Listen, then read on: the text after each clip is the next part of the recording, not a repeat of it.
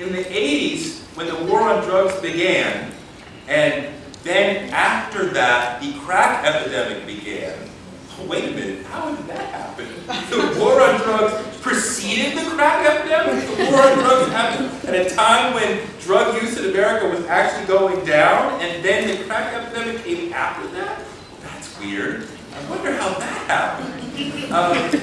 But then, when those things were going on, when drugs and drug dealing were mentioned in hip-hop, it was almost always as a negative, right? If you look back on songs like Melly Mel and White Lines, or Public Enemy, Night of the Living Bassheads, or Run DMC, or KRS-One, when they talked about crack, or drugs, or drug dealers, it was always as a negative. It was always making them into villains, right? As we move into the very late 80s and the 90s, we start to see something different. People start in hip-hop to embrace the war on drugs, to say, I'm from that. I was a drug dealer, right? Kool G Rap started that in the mid-80s, but he was sort of alone with that.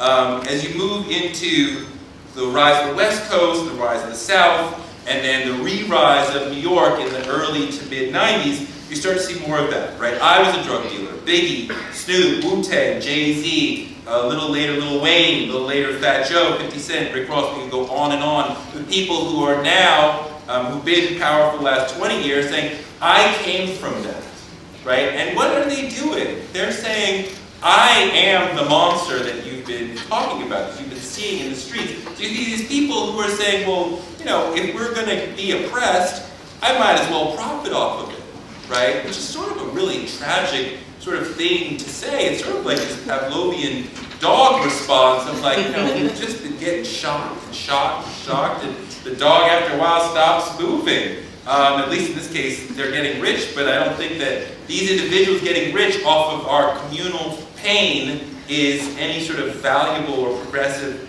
step. Part of what happened is that there was a movement in terms of who was the prime consumer of the music.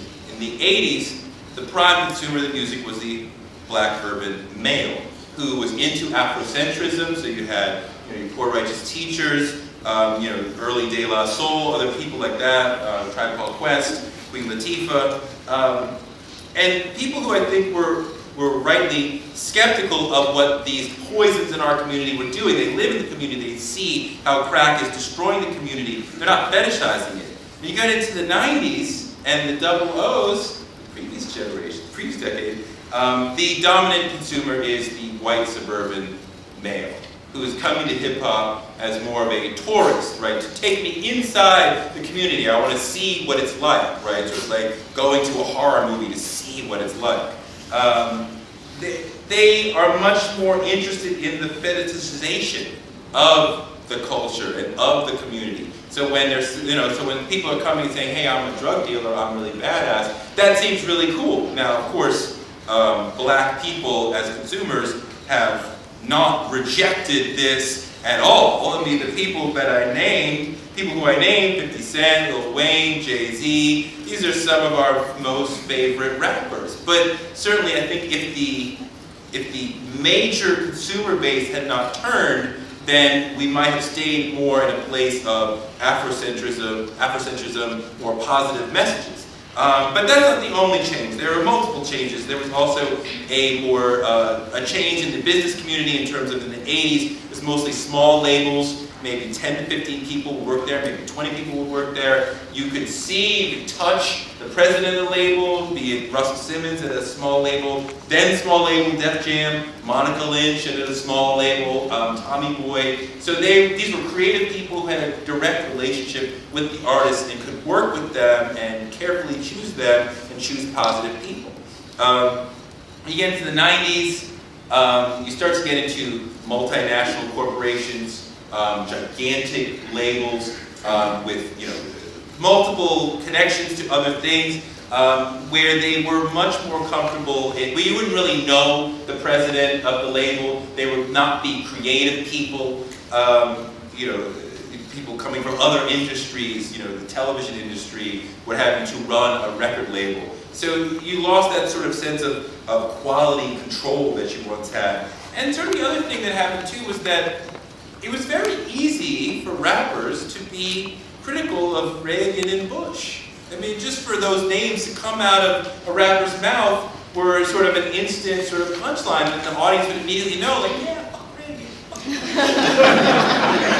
Clinton really made that really difficult, right?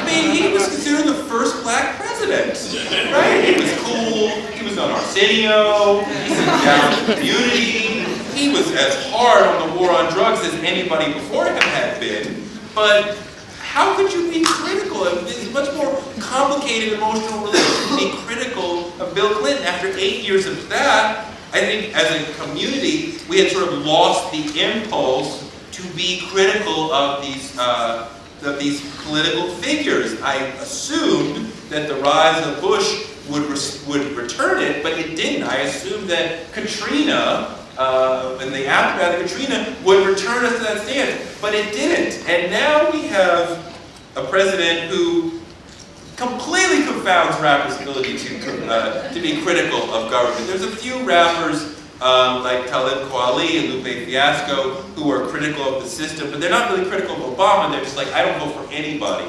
I'm completely out of the system. Which sort of seems very complicated and like, it certainly doesn't make the audience say, oh, that doesn't make anybody excited about like, you're critical of the first black president, like should we give him a break?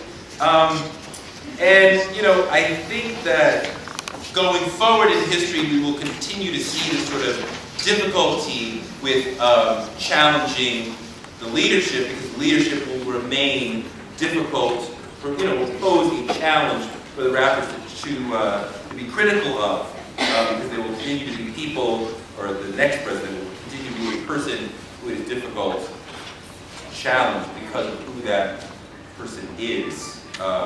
We know who I'm talking about, who would be the next president of the United States?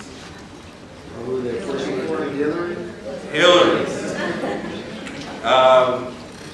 And I really believe that. I think she is a person with extraordinary amount of power, extraordinary amount, this would be one of the most extraordinary, if not the most extraordinary resume to ever run for president. And you think about somebody who could perhaps win voters from the other side of the aisle, perhaps Hillary could do that, even though that's not really how we do things anymore. We used to have a system where, here's your Democrats, here's your Republicans, who can win the people in the middle. But I think following the 2000 election, we're really not talking about that anymore. We're really not talking about, there's really few to no persuadables or undecideds. We're really talking about you be the farthest left Democrat that you can stomach and you be the nominee.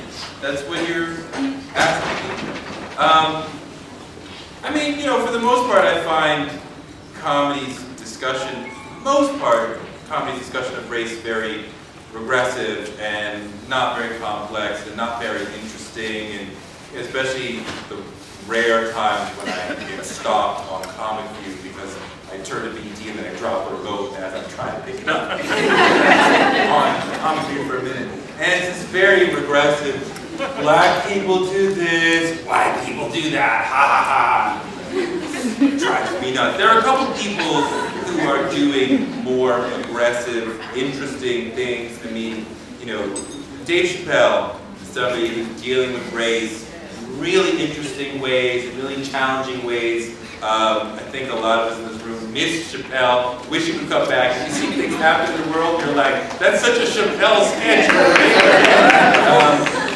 I think in a lot of ways, in some ways, Django Unchained is a Dave Chappelle sketch writ large. And I visited this class at Harvard that is about Tarantino.